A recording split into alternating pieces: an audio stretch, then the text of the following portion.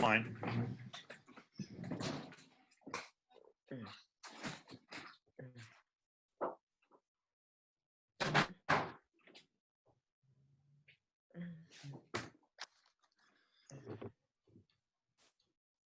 Okay. Well, we're hoping that other people join us as we get going here. So first of all, the agenda is Edsel is going to say a few words about collecting, about why he loves history and why he thinks collecting history is important. And then we'll go to David, who will take us fairly quickly through the exhibit. And then we'll have a time for a conversation about it. And you can ask questions or make comments. Hopefully you've been watching throughout the month and seen some of the, seen the day by day, and you maybe generated some questions there. So Edsel White is a retired Methodist minister with a long history of coming to Wallowa County and the book loft. When Judy and I had the bookstore, he grew up kind of at the Methodist camp up at the lake, and as he says that he grew mostly pulling green chain at the Boise Cascade Mill, and he went on to college and graduate school and theology school, and came back here with this long love for Wallowa County and history. So Edsel, say a couple of words, please, about why you do this. I have, all of us should have a lot of patience in our life, and two of the patience for me are history and the Wallowa Mountains and the Wallowa County. I came the first time to Wallowa County with my parents at 1939, 9 months old, to the Methodist Church camp, and they camped out in those days, and I was in a bassinet. And somehow through that, my unconscious, subconscious, and now my conscious, I learned that there's something very holy about the grounds of all of it. First off of the Wallowa Mountains, but of all of Wallowa County and the people. And they've touched my life, and I have grown so much from both the people and the place. And later on, when I got into 7th grade, I made my first trip in with my dad to into Mirror Lake, backpacking, and climbed Eagle Cap. And then I worked in Joseph. They logged the Methodist camp in 55 and 56, and I helped burn slash there, and then later working on a green chain. And so I've always had a tremendous passion for the county, and then a passion for history. I've enjoyed history, majored in my undergraduate. When I was doing the seminary, a 3-year degree at Emory University, I took some history courses over the graduate school, and then later went to University of Iowa and did a year in history, because two of my professors at Eastern Oregon had received their PhDs at Iowa. And so as time went on, I had more time to get involved and started collecting postcards probably 35, 40 years ago, when you could find postcards in antique stores. That day is long gone. And now it's become a very expensive habit, because you have to get them on eBay and bid with people that have deeper pockets than I have. But I've combined these two together, and it's touched me. It's brought me in contact with a lot of people. You know, history, the majority of history was never recorded. We don't know about the vast amount of history. It's only when people have sat down, recorded, or taken pictures that we know something about it today.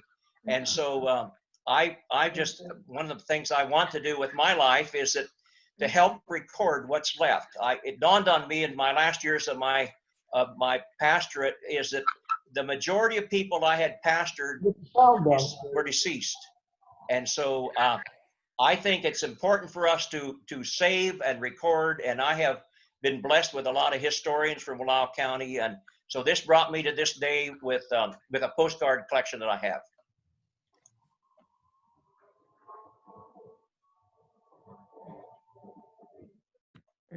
I got to get with it here. I was muted. So thank you very much, Edsel. Okay. And now, before David goes to the show, I just want to, number one, thank the Schwem Foundation, the primary funder for this whole project. Number two, with Pam on there, tell you that Pam designed the book, and we will have that catalog available. It looks like it's going to be next week before it comes. And the third thing I want to say is that, of course, we had intended for this to be in-person exhibit. And we had it all, David and I had it all planned out at how we were going to hang these things up and his little essays and everything. Well, when that went to heck, we did a double take and we decided on this releasing one image a day, one postcard a day. And David had the essays all written, and we hired Amanda Berry, who's a voice actor living in Wallowa County, to actually do the voice. So if you've listened to any of them, that's Amanda Berry when she's not doing cartoon voices in Hollywood. So I guess that's enough of an intro. David, for those of you who don't know, Cheryl, yes. We should also thank the Collins Foundation. Oh, okay. Always. The Collins Foundation has been a long-time friend. Okay. David Weaver is fourth generation Wallowa County. He lives in Wallowa, I think born and raised there, and played basketball. I know I watched him play basketball a couple of years ago. And he works for state forestry now, but he is avocationally and very seriously a historian with special interest in the early history of Wallowa County and in the photo images of Wallowa County. So that's the impetus for him getting together with Edsel and putting this exhibit together. So there you go, David. Okay, thanks, Rich. Well, first of all, thanks to Edsel. Edsel's collection is really big, and what we'll be talking about tonight is just a tiny portion of that collection. And so it's been so amazing to have a friendship with Edsel and a kind of a similar passion. So the fact that he shares the things he has is so great. As many of you might know, history in Wallowa County, sometimes a little bit proprietary. People hold it pretty closely, so it's been great the way Edsel shares, not just with me, but widely with other people. So it's been fantastic to go through his collection and look at it all. And there's much more besides these postcards. He has documents and other photographs, so it's really a great collection. So I really appreciate that. Give me a second, and I'll pull up PowerPoint, and we can work through it that way. And, whoopsie, that.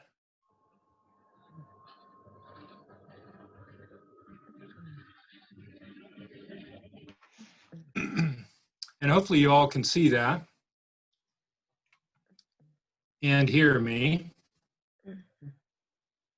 This first slide is, I know this is one of Edsel's favorites, and it's also one of mine. This is a 1915 or so photograph of, I believe, a 4th of July picnic at Minham. And the men running the race there was something that they did commonly on 4th of July celebrations called a fat man's race. And you can see him charging up the way with people along the way. But a couple things about maybe how we move through this, since it's a small group. If you have a question, I'd say fire away as we move through it. I'll move through it fairly quickly because I think most of you have probably heard some of the spiels on the virtual exhibit. But in any case, I thought I would start with a little bit of the history of photography in general, and specifically in Wallowa County. But you know, as you all know, probably Wallowa County settled, 1870, 1871. But in terms of the photography, photographs in Wallowa County prior to the 1880s is really scarce. And part of that has to do with the difficulty of the process. In that first, when they were developing photography, the wet plate glass negative process is complicated and difficult. And so you can imagine getting into Wallowa County with wet plates and going through that process difficult. So we know that the earliest photograph we have from Wallowa County that we can really verify is from 1885, and that's a tintype photograph taken in Joseph by a photographer who was up traveling photographer who was up there at the time, and that's the earliest we have.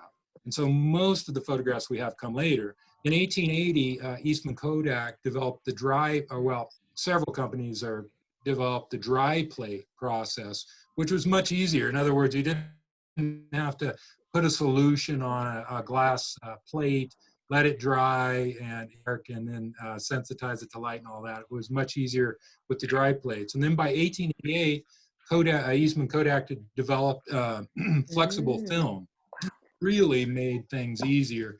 So those flexible films came in a roll, before the digital age. And so people in Wallowa County started using those flexible film cameras in Wallowa County right close to that time. By the early 1890s, they were using, specifically the Macaulay store in Joseph was selling the cameras preloaded with the film. And so there was a few folks that were using those cameras, but not widely because they were still fairly expensive and out of the reach of most ordinary folks. This is a photograph of Lost Teen, and we can date this precisely. We know it's from March of 1902, and it's from a collection that was found in Wallowa. This is not from Edsel's collection, but I show it because if you can see my cursor, this glass window in the roof on the building over on this side, we're looking due south of the Lost Teen River on the main street of Lost Teen. But this photograph gallery, they had to have these skylights to allow the light in there at the time. And most of the early forms of photography we have from Wallowa County are really portraits on cabinet cards. The film was really thin, and so a photograph wouldn't survive just out on it. Had glued to a cardboard backing. So a lot of those that we have, the views, say a scenic view, is very rare, but the portraits of folks on those cabinet cards is more common. And so we have a number of those from various Enterprise, Wallowa, Elgin, Lost Teen, Flora photographers from the time period. But this is kind of a rare photograph that actually shows at least the outside of the gallery there. And the gallery was almost certainly Harry Hamilton's gallery, who started in Flora and then moved to Enterprise and opened some branch galleries. One was in Lost Teen.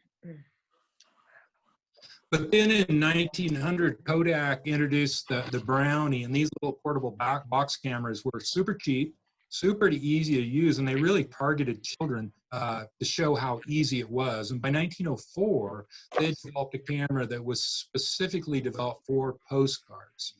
And so you could use— There it is, an old Brownie camera. What, say again? Brownie. Yes, Brownie camera, a buck, and you got yourself a Brownie camera, and off you would go. And so folks started using these about 1904, and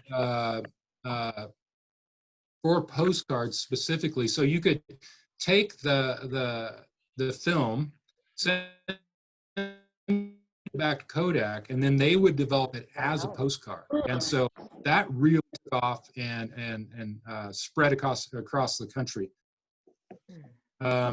Just an example from Edsel's collection of from the time period. The golden age of postcards are really 1907, 1915, in that range. And this is in that range. And that development of being able for an ordinary person to be able to take photographs resulted in an explosion of photographs. So most of the photographs we have from Wallowa County come from this era. And it coincided with Wallowa County's economic development, because prior to 1908, there was no railroad. So getting out of the county was really difficult. And so when the railroad came, suddenly a whole economic base opened up. They could suddenly ship their sheep and cattle out, but additionally they could get on lumber in a commercial Don't need way. it. Yes? Are you going to go home and watch this? I don't want to watch it. I don't care a hoot. You can hear him. Whoa, I can't hear enough to. Hello. we can hear you. Yeah, Hello, folks. your microphone is not muted. We can hear you. There we go. I just can't understand enough of it, Dirk. She can't hear. Oh, dang. Seeing it's coming and going. Yeah. People were asking. Can you hear? Yep. Okay. Then well- mute your microphone now then, Kurt. I don't know how to do it. You mute the microphone. There's a little, on the left of your screen at the bottom, there's a little microphone. And if you Yeah. click on that, a line will go through it. And then But you won't see it. You won't see it unless you run your cursor over it. Oh. Yeah, you pull your cursor down to the bottom of the screen. And there's a video camera and a microphone there. Yep, you're muted now. Oh, it's the technology. Here we go. Yeah. But in any case, the county opened up economically with the railroad in 1908. So of course they could harvest the timber and ship it out of here for the first time. So that was really big. The other piece of it was, of course, the tourist industry started about that time because of the train. In terms of the postcards themselves, besides the image to help you date them, we can date them fairly reliably by the back of the postcard. And in 1907, they allowed for the first time a divided postcard back, which you would put the address here. You can see my cursor moving, or excuse me, the address here, and then you could write your little message over here. So we know that any divided postcard is made after 1907, so that helps us date them. Then these stamp boxes can be fairly precisely dated. This is an AZO postcard paper, and these 4 triangles in each of the corners tell us that it was made in between 1904 and 1918. So you can kind of date them in that way, which is sort of helpful when you're trying to figure out dates in terms of postcards. A few of the photographers, and there were many in Wallowa County, but I picked a couple that made the transition from photography to postcards. And Hugh Davis on the left there, born in 1875 and died in 1950, he was a really talented photographer, and he was a carpenter and a farmer. He also published the Florida Journal 1902 to 1904 or so, and took photographs out there. He finally landed in Enterprise and had a photography, worked in photography for many years in Enterprise, really up till he died. And then the center photograph is Hiram Mary, who was out in the Grouse, little community of Grouse, just north of Troy. And he was a good example of an amateur photographer. He may have sold some of his postcards, I imagine that he did, but he was primarily a farmer, and he died out there in 1937. But his collection of photographs is probably the most extensive that we have of Wallowa County, and it really covers that period. He started taking photographs in the 1890s and continued taking them clear up till he died. But his collection of photographs of the North Country, Flora and Grouse and Troy and Bartlett is really a great collection of photographs. And then on the right, you may recognize the last name. That's Paul F. Juvie. And he showed up in Enterprise in 1912. He's a really talented photographer. He'd come from back east and landed here in 1912 and continued taking photographs for many years. There are female photographers, but their work is much scarcer and harder to get your hands on. Our examples from them is fewer and far between. And so I go through these fairly quickly, but this is an example from Edsel's collection. This is an undivided postcard back, and it's the earliest postcard that we know of from Wallowa County in Edsel's collection. And the message on it is actually written on the front and not the back because it was illegal to put it on the front. It says, Native Oregonians, Christmas greetings, we'll write later, from Addie F. Johnson. And so this is for reasons. Number one is it shows three Nez Perce men with that Lost Teen postmark taken in 1907. And images of Native American folk in Wallowa County are fairly rare. So this one is particularly interesting. And the fact that it was taken by a woman photographer. Addie Johnson was married to Christopher Johnson. He was the Methodist minister in Wallowa from 1899 to 1900. And they moved up to Lost Teen, and Addie continued taking photographs for many years, and several of them had been published in the local papers, News Record and the Chieftain. I find it interesting that she signed her name from Addie F. Johnson, and that's really not typical of the time because most women would, of course, sign Mrs. Chris Johnson or Mrs. Chris F. Johnson or whatever it is. So kind of indicates something about her, I think. And the fact that she chose to take a photograph of some Native American men is unusual because most of the photographers we have did not choose to choose Native Americans as their subjects. Of course, the Umatilla, Cayuse, Walla Walla, Palouse, Nez Perce were coming over every summer to exercise their treaty rights to hunt and fish and graze their cattle and horses. So they were over here frequently during those summer and fall months, and they were much complained about by with the Wallowa Countyans. The last petition I know about comes from in 1901, signed by 500 some odd Wallowa County citizens to keep the native folk out of the county from exercising their treaty rights. And so this is shortly. This one, the back of the message says, "Hello, old Sax. How is the boy? Well, Mick, I'm doing it again. I'm in the 14th Cavalry here, and it's a lot better than the old place. I have an easy job, and I don't have to drill. Well, Mick, write soon, your old friend." And the name is illegible. Couldn't read it on the back. But it's this image, interesting image of the 14th Cavalry from Walla Walla. And we know that this was taken in 1907. And we can date it pretty precisely because it was covered in the newspaper. They came on a practice march from Walla Walla. They played a couple of concerts in Joseph and Enterprise. And Cavalry has a long history in Wallowa County, starting basically when the settlers arrived. They, to keep the peace between the Nez Perce, who of course claimed the valley, between the Nez Perce and the settlers. And so in those time periods up till 1877, when they were forced out of the valley, the cavalry were here. And then they continued coming up because, well, they like to come up here and practice and fish and camp.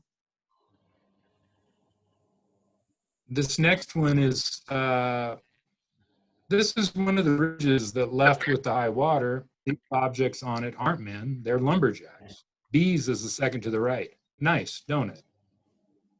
And so the picture shows one of the early railroad bridges across the river. Says Wallowa Bridge on the left there, of some of the lumberjacks. And you can see the damage from high water, that the photograph and some of the log jams that have pushed up against it and damaged the bridge. But this is definitely from that time period when Wallowa County, the lumber industry opened up, and population really increased rapidly, and folks were working in the timber industry. Most of the those timber companies, the way that they were doing is that they were building railroads into the North Country, the North Woods, as they're often called, north of Wallowa and north of Enterprise and Lost Teen, and then cutting the lumber and then hauling it into mills in Wallowa and Enterprise on their company railroad trains. And this one is kind of a funny little note. March 11th, 1911, dear nephew Lowell, I'll send you a card of me on sod. I'll answer your letter before long. How's everything over there, and how's the weather over there? And are you all well? I'm well, but Hester and the baby aren't very well. From L.H. Rambo. and it has a Wallowa postcard there. And then the photograph shows actually L.H. Rambo out plowing sod on his homestead claim, which was just north of Lost Keen out in that Leap country. And to me, what it represents is just how physically demanding it was to claim 160 acres and then to prove up on it, as they called it, to make improvements on the ground, which you had to do to build a home and to be there for 5 years, and then to get 2 witnesses to verify that you made the improvements and been there for that time, and then pay the filing fees, and then you'd get the deed to the 160 acres. This is a good example of how local folks took pictures of themselves and had them developed and then shared them with their relatives. So in terms of social media and how how isolated Wallowa County, as you can imagine, at the turn of the century, it was still very isolated. Gave folks a chance to share their lives with friends and family further afield. And this note here, this is Glenn Tully with the airfield and some others up at Sled Springs Ranger Station. Some moose. Have you got a U.S. Rifle Club down there? We have, and I belong to it. And believe me, I'm going to shoot some squirrels next summer and can get 1,022 shells for 55 cents. We practice with the U.S. Army rifle at a distance from 100 to 600 yards, shorty. And so you'll notice that up there on the top there, someone's written a-hole category implications. I assume probably it was a postcard seller or collector responding to the squirrel hunting. But James Tolley, Glenn Tolley was the son of James Tolley, who came here in 1872, so one of the very early settlers. And this shows an early shot of that Sled Springs guard station out there. And Glenn was probably working as a forest guard, forest ranger. A lot of times they hired young folks, young men, to build trail, fight fire, fix telephone lines, and that sort of thing. And also to kill predators. Scout bounties in Wallowa County. One of the first laws passed in Wallowa County when it became a county in '87 was the scout bounty for squirrels. So their war on various animals, coyotes, bears, cougars, was pretty extensive. It was sent, by the way, this is the second of 2 postcards in this show sent by Shorty McKenzie from Wallowa to his friend in Modesto, California. This one is, dear friends, have had much to do this summer. Will write soon. Often think of you and Nate. Forest fires are very bad here. Can scarcely see but a short distance this morning. Mother Tuttle. This you can see it's if you can make out there, it's a Minam postmark from 1910, and this view is up the Wallowa Canyon at the old bridge right at Minam, and the post office store is this building right here, and it was established in 1910 as well. That's when they finally got a post office in Minam, and they had a couple of mills operating there at the time, and there's over 200 people right in the area working at the mills and homesteading right nearby. In addition, the Fish and Game had established a fish fishery just down currently where the Minam Park is to try to reestablish the fish runs, particularly the salmon runs, which had been devastated by irrigation and overfishing and dams. Even early on, it's surprising how early they started to try to repair the fish runs. In 1910, of course, Mother Tuttle, the writer, mentions how bad the forest fires are. And as you all remember, probably 1910 was a devastating fire season all across the West, Montana, Idaho, California, Washington, Oregon. Wallowa County didn't escape. From August that year, Wallowa County had 10 really big forest fires going on. In fact, there was a forest fire just outside of Minam that had a 7-mile flame front. And so the residents were worried that it was going to get into town, and they called in the Army to help fight the fires during that year. This one is a kind of charming little message from a father to his son, and it says, "Hello, Doty boy. How are you getting along in school today? We had a fine trip and got here Thursday at 4:00 p.m. Poppy is a little lame yet. Mama is going up with Mabel, and I will go up tomorrow. I got the lumber, and they have to plane some of it, so it won't be shipped till Monday. Be a good boy, dear, and Papa will bring you something from Papa." And it's got a postmark, but it's sent to Milton, Oregon. And this shot we can date because it says it's written right on the postcard. And so some of those early cameras actually allowed you to scratch on the negative in the camera. And a lot of times the photographers scratched on the negative afterwards. But this one, of course, shows the date there. And in this year, what we're looking at is just after the parade for Kit Carson's Wild West show in 1911. And you can see right in here is where the parade grandstand was set up for the announcer as the Kit Carson parade show rolled by. But the local Wallowa Sun reported that with Kit Carson's show, there was a lot of confidence men, short change artists, con artists that showed up in town and bilked the locals out of a bunch of money in their games of chance, and they complained about that. But the Kit Carson show advertised Russian Cossacks and Cheyenne Indians and Sioux Indians and Comanche Indians. And one of the things they did was they had a recreation of the Battle of Wounded Knee, which I imagine would have been interesting to see. But this photograph just shows Wallowa really at a boom time in 1911 because they had two mills, the Bear Creek Lumber Co. and the Nibley-Mimnock Lumber Company, up and running. And then there were 7 or so additional small mills right in the area between Wallowa and Lostine. So it was a real economic boom time going on. And we know that was, well, that we don't know the photographers, who the photographer was in that particular case. Oops, excuse me, going the wrong way. And David, yeah. it's Judy Wanschneider. Yeah. In that last photograph, what is that thing? It looks like a hanging down Yeah. light bulb. Actually, that is a light bulb. It's just an early form of street lamps. Wow. So all the cities, I think you might catch a view of some of the other ones, but yeah, they were, and you can see one just, if you can see my cursor just right there. Yes.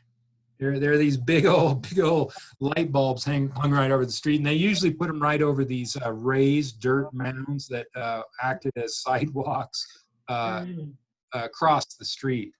Because you can imagine before paving, it was a muddy mess. And so Wallowa was really uptown with these stretches of cement here that they got in by 1911. Thank you. And this one, dear folks, got home safe and sound at 2:30 p.m. Everything all right. Head feeling all right, and Violet nearly so. Rest well. Frost last night. Start the binder today, Emma. And it sent her folks, the Glens in Somerville. You may recognize the name. It also has, if you look on the left side there, it's published by Patent Postcard Company, and the Patents were related to the Macaulays, but were the biggest producers of postcard photo views in Oregon at the time. They ran out of Salem, and they did that for a number of years. And so a lot of the postcards we have were produced by Patent Postcard folks. And since they were related to the Macaulays, they were up here fairly frequently taking photographs. But the front is a shot of Lostine, a bird's eye view of Lostine. And this, the postmark there coincides with the time that Evans, Oregon was getting up and going. The railroad bypassed Lostine by 3/4 of a mile to the northwest or so. So Couch and McDonald, two real estate guys from Wallowa, owned the land, and they platted it out and filed for to develop a town and started selling lots. And so then as the railroad went through there, they developed a train station and that sort of thing. So, rival to Lost Teen. This little bird's eye view is probably taken on that hump just to the east of Lost Teen, where the Wallowa County owns that gravel pit on that little hump as you leave. You can see of course, the school standing, and then the church just over there on the corner. David, is the story I heard is that the railroad wanted Lostine to give them some lots in town, and they refused. So they moved then to Evans, where they were given some property to. That's it exactly. They did that with every town, and that was a deciding factor, because they could have easily went just as easily went through Lostine as not. And so the fact that they didn't is what you're talking about. They were looking for the best deal they could get. This message, and I always sort of marvel. My spelling's is not very good either, but I always marvel at the spelling on some of these. Dear sister, how you and the children been getting along, and how is mother? And I hope none of you folks been sick. I just barely get around to do only half the chores. Only one person well in the house. That's Dad Foster. I did not know what to send for a present, and this is the picture of the country. Ask Mother about these mountains, and this town went dry the first of the new year. Let's see, I'm got that. Goodbye to all from brother to sister Ethel. And so a shot of Enterprise Main Street looking due south, and the courthouse would be just about here, just out of view. You can maybe see a little of these young trees around the courthouse. Courthouse built in 1909. This, of course, 1911. City view.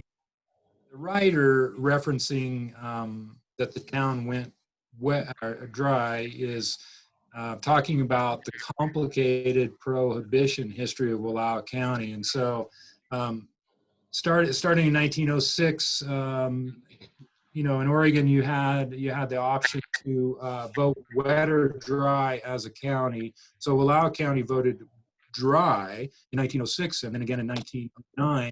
But by 1910, they had adopted, or there was a bill passed called the Home Rule, and that allowed cities and municipalities to vote within counties whether they wanted to go wet or dry. And in Enterprise's case, they voted to go dry. In 1911, they had voted and decided to go dry. Wallowa also voted to go dry. Joseph went ahead and issued a license to a saloon keeper to open a saloon, and then that was immediately challenged in court because they didn't hold a popular vote. The city council just issued the permit. And so then that made its way all the way to the Supreme Court. Joseph eventually held a municipal election that allowed the town to go wet. But it was a pretty contentious. Then, of course, I think Oregon went totally dry by 1916. I probably have that wrong, but somewhere in there. And this one is postmarked from Naha in 1911. And it says, we'll write to Mother tomorrow and go restway over to Snake River the next day. Have everything okay and a party to take us. Over D. And you can see on the left-hand side, there is the Roy C. Edgmond, Chico, Oregon, stamp on it. And Roy C. Edgmond was a school teacher and a pretty talented photographer, but he taught in many of the one-room schoolhouses around Wallowa County: Troy, Pawhuska, Zumwalt, Sunnyside, Chico. And so when he was in those, when he was teaching there, he would take photographs and then turn them into postcards and sell them to supplement his income. But it's a early shot from 1911. I'm sure he was teaching there in 1910. This is an early shot of him Naha, looking back up Sheep Creek, kind of to the southwest-ish. And you can see Corsium Naha Tavern and Store. There it is, still existing today. This wooden school building was built in 1866, and the town was really proud of it because it was a lumber building. and it replaced the former log schoolhouse. One of the interesting things about that schoolhouse is that Ross Findlay, in his biography, in his writings about his mother and father, Alexander and Jane Findlay, who came, two of the earliest settlers in Wallowa County. They came in 1871, and then they were the first, amongst the first settlers in Imnaha. But Ross went to school in that schoolhouse, and he went to school with 4 of the men implicated in the Hell's Canyon Chinese Massacre of 1887. And so what he says is that those 4 actively planned that event in the schoolyard there. That would have been Titus Canfield and Omar LaRue and Frank Vaughn and Robert McMillan. I think McMillan at the time was only 15 or so, but that schoolhouse was torn down in 1956. And, you know, the new one sets somewhere over here, I suppose. This one's kind of just an entertaining little message.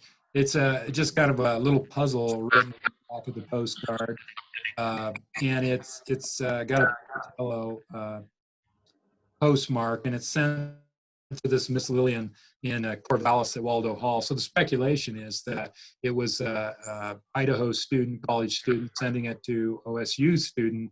Kind of a little love note, if I'm not mistaken. But it says, "Hello, Lillian. I'll see you.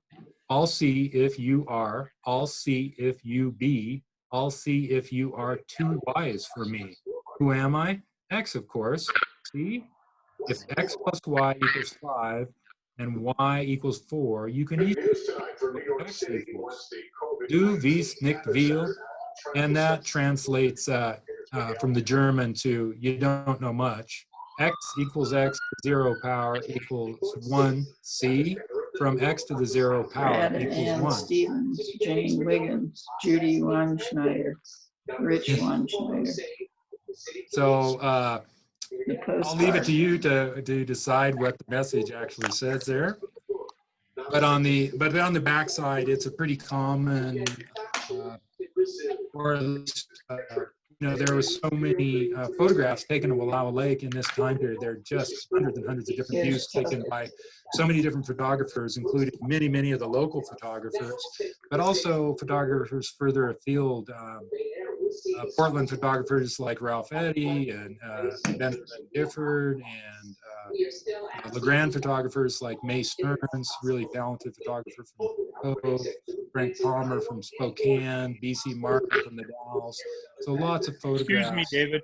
Yes. Somebody new just came on, and there's not a name attached, but if the new person on, if you would click your mute, which is the little microphone on the left of your screen at the bottom, because you are coming through loud and clear.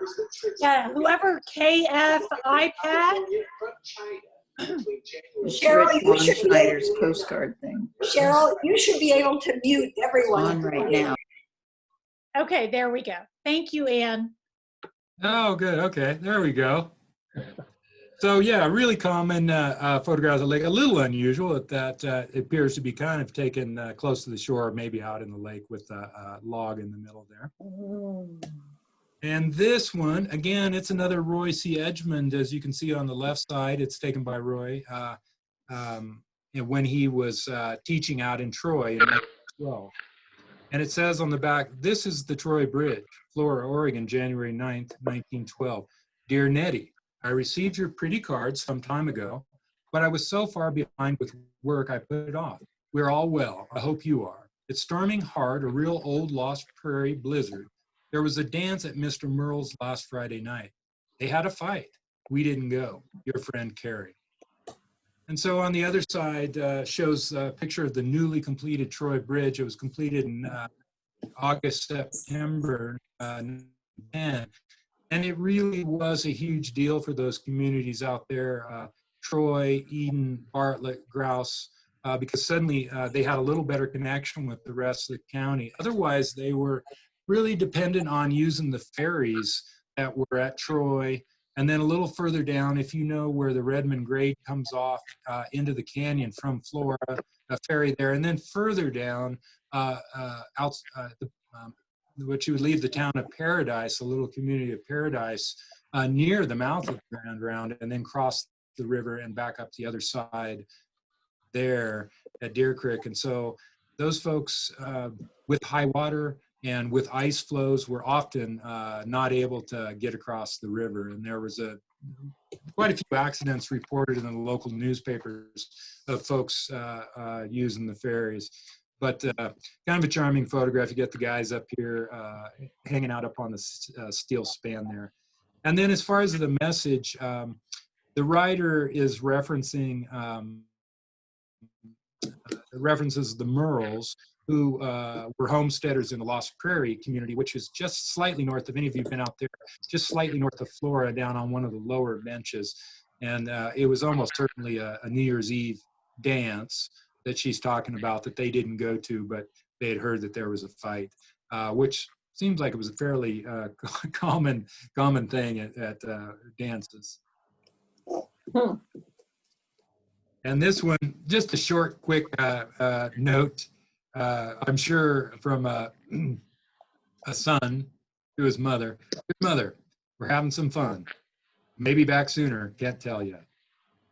And it's got a 1911 postmark from Enterprise. And it shows the Enterprise depot from 1911. And of course, the train came in 1908. And this still shows kind of the forms of transportation that were available to folks. So the passenger train, and then people were still, of course, using horse and buggy. Most folks were doing that. And then by 1910, the EM&M company had opened an automobile department and were selling cars. And one of the really good photographers from Wallowa County, Felix Vergere, was also working as a chauffeur. So you could give him a call on the telephone. And sidebar, he was one of the, he made his money by developing the phone companies in Union and Wallowa counties. And so he took a lot of photographs and functioned as a chauffeur. And so you can see all at the same time in this strange period, people were coming in trains, they were also coming in cars, and they were still using horses. And then in 1914, the first plane landed in Wallowa County. But over here, if you can see my cursor leaning on the wall, were these two-wheel bicycles. And so those were developed around the 1890s or so. And so you also had the bicycle. You could ease up on the transportation and help with the remoteness of Wallowa County. And this is the second of these two postcards that were sent by Shorty McKenzie from Wallowa to his friend June Williams in Modesto, California. They had went to school for a time. The Williamses owned the drugstore in Wallowa County, and they moved out and went to California. So he was keeping his buddy abreast of how things were going in Wallowa. And he says, well, June, I send you the Tiger, and the Tiger was the Wallowa school newspaper, or try to each month. We played Lost Team basketball, Wallowa 44, Lost Team 21. We played Enterprise, Wallowa 34, Enterprise 13. We played Cove, Wallowa 38, Cove 21. We have got a pretty good team. Scott, Ralph, Jack, Stanley, Shell, and me are all first team men. The others you do not know. Well, June, I hope these pictures please you. Goodbye, Shorty. So a little bit catching his friend up on the basketball scores from, I think, if I remember right, 1917, 1918 basketball season. The image on the postcard itself is actually an older image, probably taken in 1911 or so, of the Hotel McRae in Wallowa.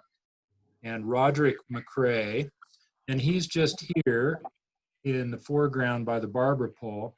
He'd come to Wallowa County from Kansas in 1879, and he first built the first Hotel McRae in 1903. It was a structure, and that after a series of fires, he built this brick building, I believe 1910 or 11, maybe 11, and 3 stories.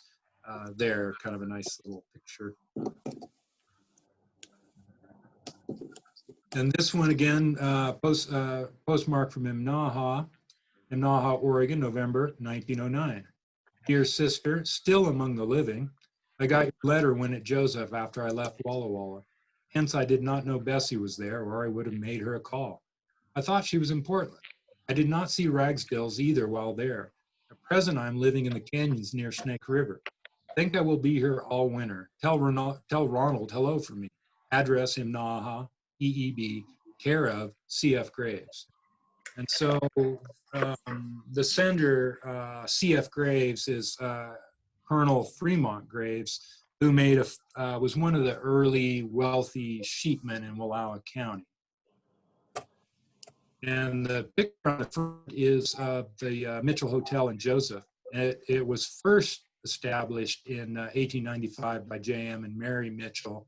And it had 90 rooms, stories, steam heat, had several businesses that changed over the years, but there was a doctor's office and a telephone exchange, real estate office, and various other things over the years. But this original hotel burnt in 1903. We actually do have, the Wallowa County Museum has a fantastic photograph of folks helping to fight the fire in the Hotel Mitchell. But Mrs. Mitchell was really fairly famous in most of Eastern Oregon for her hospitality. From the Joseph Herald of the time, we see in her advertisements that she advertised white-only help at the Mitchell Hotel. And this one, received your card all over. Was sorry you were sick. Hope you are better now. I have not seen the old man since he went to LeGrand to get the, Ray and May are well off by this time. Kit went with Johnny to Spokane. Lottie is here at UT. And this is a W.K. Brewster. You can see his stamp on the side, W.K. Brewster. He bought the Enterprise Photograph Gallery from Sterling Smith in 1904, and he was there till 1906. And this is really common of photographers. He was there in Enterprise for 2 years, and then he pulled up stakes and went to Athena because Athena was going through a boom. And so he was over there till 1908. And then he left Athena and went to Wallowa because Wallowa was going through a boom. And so he was in Wallowa till 1911 and took photographs there. And after 1911, he went to Rainier City down by Astoria and was there to the end of his life taking photographs. But the photograph is a fairly rare photograph of the courthouse shown actually under construction. I think the few photographs that I've seen of the courthouse under construction are both in Edsel's collection, and this is one. You can see the scaffolding is still up on the building, and that the landscaping isn't done, and there's still more work that needs to be done. But this would have been in that 1909, in the fall of 1909. Well, probably later because they had made good progress on it. So maybe even into 1910. And this one, sort of a tragic message, postmark from Joseph, March 7, 1911. Dear Rolla and Hulda, dear little Ruby Bonner died today with scarlet fever. Took sick Friday morning. Will be buried tomorrow at 10. Goodbye, Pa and Ma. And so, speaking to a really common occurrence, to those earlier days before antibiotics, when so many children died of communicable diseases, it's kind of amazing reading the newspaper accounts of how terrible it was. For instance, the Findleys, who came here in 71 during the Bannock Indian Scare of 1878, folks gathered at the forts between Lostine and Wallowa and on Alder Slope and outside of Joseph because we're worried that Bannock, were going to make their way into Wallowa County. They didn't, but when they gathered in that year, the Findleys were there. They were camped around the fort, and 6 of their 7 children died, which is really hard to imagine. But this is another example of children dying of communicable diseases.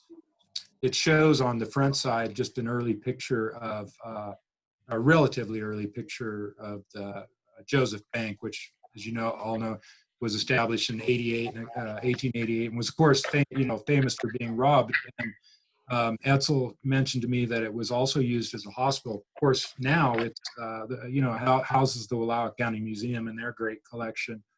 But it was sent by a German immigrant in Joseph, Matthias Engel, his children, just kind of relaying that sad news.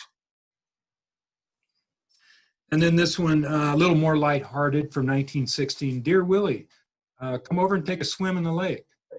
We live just 15 miles from the lake. I went fishing one day and caught 40 trout. How's that? I'm feeling fine and intend to write to your mother soon. With love, Bessie R. Piles. And the Pileses were wheat farmers just outside of Enterprise, and sending this to evidently a family friends in Walla Walla. It mentions catching 40 trout in a day, which was not unusual at the time. With the laws actually allowed you to catch more than that. And it's not uncommon to see newspaper accounts of people catching 300 to 400 trout a day. And it shows, on the front side, it shows this photograph of the camping tents at Wallowa Lake around the pond from the Wallowa County Amusement Company, which offered this form of glamping besides other amusements. What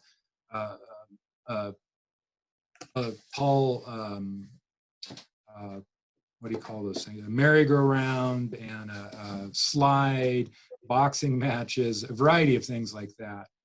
But that company took off about that time, and you could come up, ride the train up and rent a cabin and then get your meals provided and camp up there. 1916 is also notable because it was the first time that the ditch companies started the work on getting the cement dam built. And so the proposal was that it was going to raise the lake 8 or 9 feet. Of course, it rose it much further in the end when they did finally get it built in 1919 or so.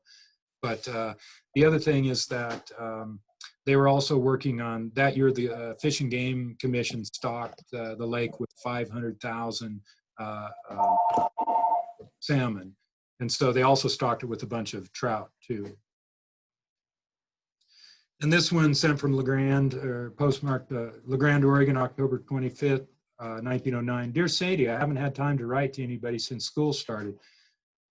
When you have geometry problems, the yard long to do every night and you don't find time for much else. I'm taking German now, so you can write German all you want to me now. I couldn't find that class Gemini place in the buggy. If she did lose it there, I think it would have lost out. Well, you coming over when Pa plays here next Saturday? I don't know whether to have the nerve to ask you to answer soon or not, but I guess you will anyway, Opal.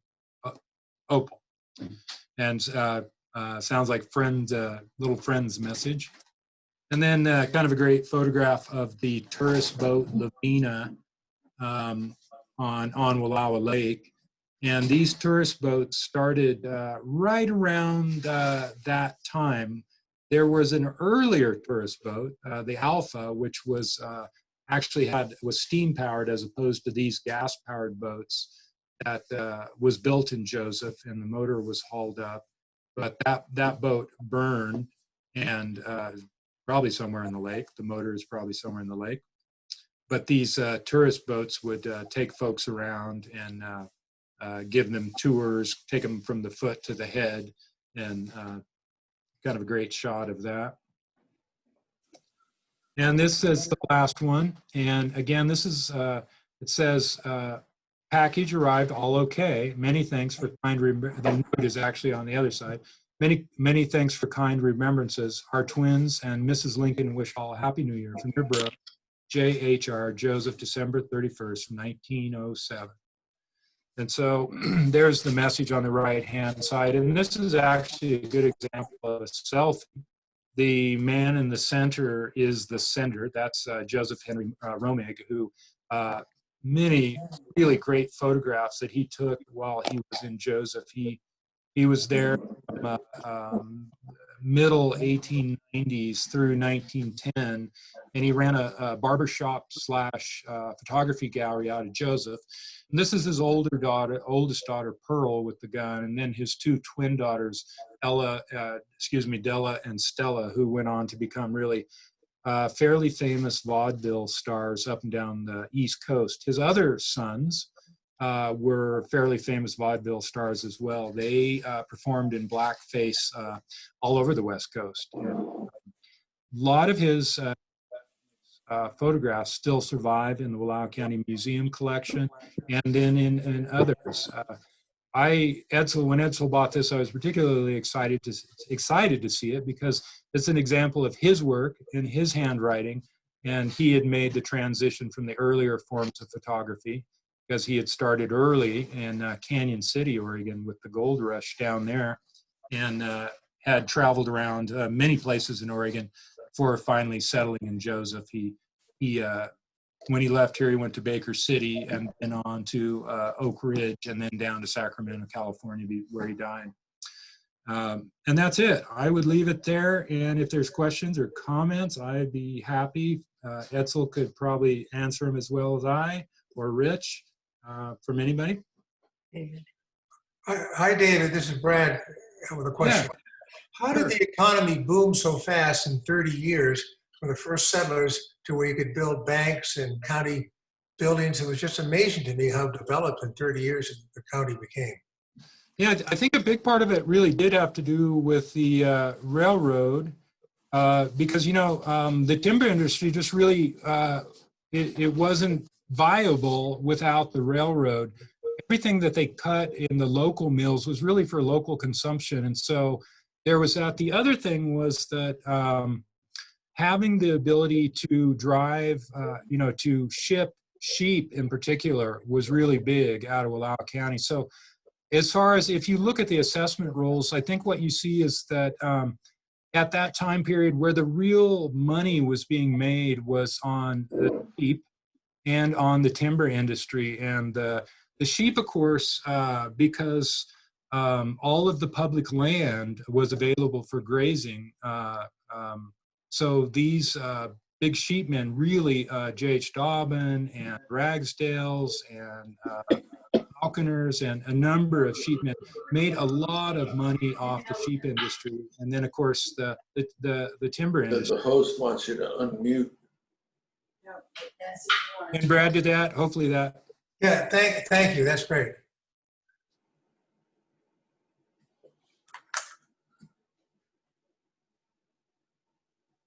And I would get, excuse me. Yeah, Jane.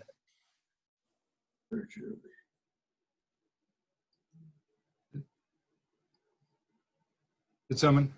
If anybody has a question, just speak up and then but take yourself off mute and speak up. Edsel, do you want to make any comments after David's sermon there? No, he did a superb job. I'm very proud to work with him. I told him the other day, he makes me look better than I am. Looks like Eleonora wanted to ask a question. Is that me, Cheryl? Yes, Ellen. Yeah. Eleonora. It's not a question, but I just want to thank Edsel and David for their work on this. I have a new appreciation for lay historians in Wallowa County. I don't know if Wallowa County is especially rich in early historians, but Findley's papers and Horner's papers and now these postcards are just such rich sources of historical material. I think, Edsel, as you said in the beginning, that it's really not published anywhere. So thank you very much for your work on this. Thank you. Thank you. I want to, Edsel, I want to ask you to say a couple words about churches. I want to tell people that Eleonora has done some yeoman's volunteer work here in the Josephi Library, sorting through all the ephemera, the scattered papers we have. And so very soon we'll have an index so you can grab a manuscript or a file of material. But Edsel, when we were going through this, you talked a little bit about the churches dividing up the county, kind of. Do you want to say something about that? Well, what I was told by my father is that between the Methodists and the Presbyterian, especially in Wallowa County, and they're very close. In fact, as I've had, I'm a United Methodist pastor, but I did my doctoral work through the Presbyterian Seminary and a lot of other contacts.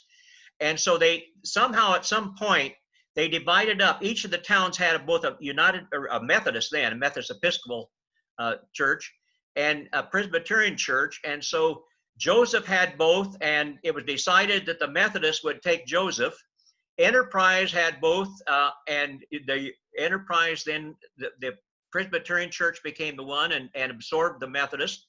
Wallowa had both the Methodist and the Presbyterian, and so the Methodist, it had the smaller building, and so when they merged, the Methodists took over the larger building, which is now where the church has been. And in Lostine, the Presbyterians took the town of Lostine, which is very interesting that they worked that out. I don't know whether it was a gentle person's agreement or one of them had more aggressive or better pastors than the others. I don't know.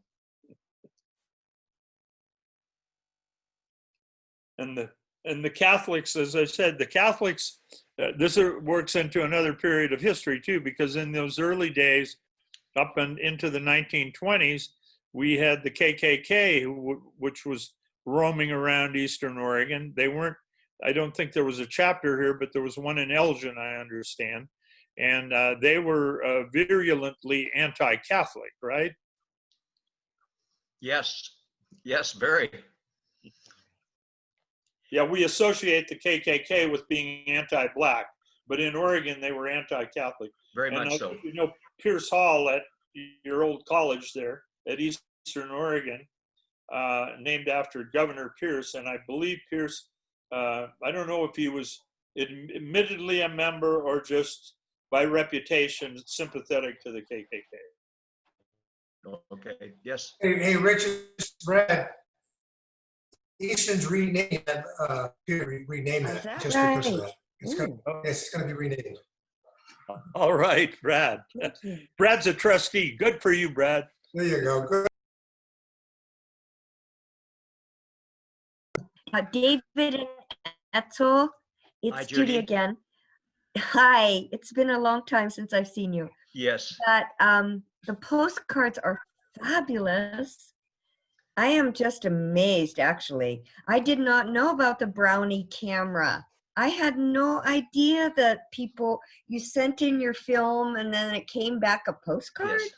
That's amazing.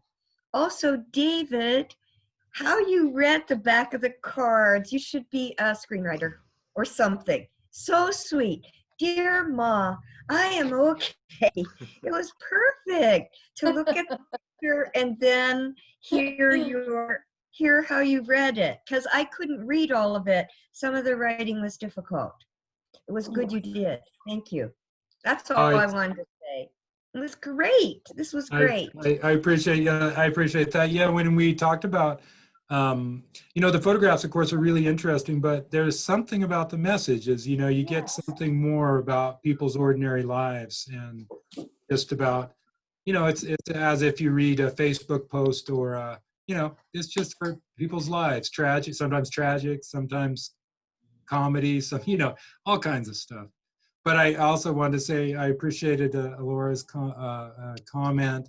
You know, Wallowa County, probably, you know, the finest Wallowa County historian, of course, Grace Bartlett, you know, who really did careful research on that. And so she's always a starting point for folks who are kind of diving into this sort of stuff. But yeah, so appreciate that as well.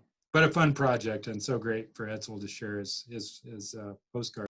I might add that David is writing a book on the early photographers, and I think if he hadn't spent all this winter working on this, he probably would have the book finished by now.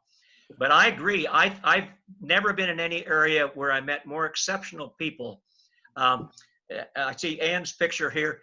Going back to Grace, I remember meeting her and the different ones that I've met that have touched my life and enriched my life over the time, and sharing that history. I just wish that I had taken more notes, because during my time, I thought I could remember everything, and I'm now at an age where I don't remember all of that. But Ann's mother, Grace, always said to take footnotes and to keep that information, because we need to know. And it's, as I said earlier, so much has been lost that it's amazing what we do have left. Ann or Mary Kay, do you want to chip in there with any historical comments or anything from the museum side of things? I've been working on her to say something, so we'll see if she'll say anything. Nothing to say today. Nothing to say today. Well, Ann's memory is still pretty darn good, and Yes. she straightens me out from time to time. Well, I hope this encourages people to keep track of the histories of their own families and their own lives, and maybe even keep some of those. Maybe I've heard that people are writing letters again in this time of COVID, so maybe we'll have another batch of that. One of the things that it seems to me that when we got I used to write letters to my folks when I was in college and when I was overseas, because telephone calls were very, very expensive. Yeah. So you had a record of things. Well, then all of a sudden telephone got cheap, and then you started calling, and now I can't remember which aunt did what that my dad told me about, or anything from about a 15 or 20 year period there.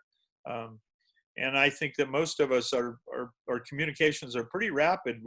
We text, we Instagram goes away in a day, doesn't it, or something, so it's maybe, Edsel, it's going to be harder to capture the story of today than it Yes. was to capture some of the things from all that long ago. Rich, could I have one last commercial unsolicited? I would invite and encourage everyone during this time of the pandemic to contribute to the many great groups that are making a difference in Wallowa County. The Josephi Center being one, the Wallowa History, the Wallowa Historical Center down at Wallowa, and Wallowology. During this time, I was talking to my son, who's a pastor of a very large church, and I said, we're going to probably see a lot of churches that will never come back after this is over. And we're going to see a lot of groups, like different historical groups and all, who are not going to be able to survive financially what's taking place. And I know a lot of people are going through a tough financial time, which means that the rest of us have to make a difference. And I try, I'm on a pension of a retired pastor, but I try to contribute to 6 or so different groups every year in Wallowa County. I can't give a lot, but I can make a difference. And I just encourage the rest of you to join me. The Josephi Center is always in need, but all the groups are in need. And I had a multimillionaire in my last church, and about 20 years ago, we were going to a meeting from Vancouver down to Salem, and I got in his car with him, and I said, how are things going? He said, I have a stack of letters on my desk, 1.5 feet deep, of requests for money. And he says, all of them are good causes, and I have to decide which ones are going to be the passion for me and what I could and should contribute to. Well, I think that's true of all of us. We are all going to have different passions, but I hope all of you are helping groups make a difference. And I would invite you to join me in trying to help in that sense. That's the offering for the day. Thank you. Thanks for the reminder. Yes, thank you very much, Edsel. Rich? And Cheryl, yes, Yeah, you should. I just posted the virtual exhibit, but I'm also wanting to post the link to get the catalog for pre-order. So as soon as those catalogs come in, we will call people, we will mail them out. So there's a little, you can ask for it to be shipped for a little extra. And that's all I wanted to say. Thank you everybody for participating. This has been wonderful. Great. Thank you. Okay, we'll do it again. Thank you. Thank you all. Have a good Bye. evening. Thank Good night, you. all. Good night. Good Night. night. Thank you both. Thanks. Leave meeting.